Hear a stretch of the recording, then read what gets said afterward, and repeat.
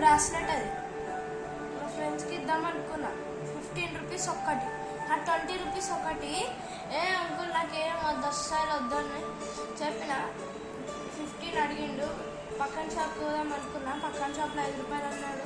10 రూపాయలకి మొత్తం కొనిస్తే లాస్ట్ 10 రూపాయలు ఉండే. కొందాం అనుకున్నా, 10 రూపాయలకి అడిగిన, 10 రూపాయలకి అన్నాడు. 5 రూపాయలకి ఇట్లాంటి రెండు కొనిసిన, మా ఫ్రెండ్స్కి ఇచ్చేసిన.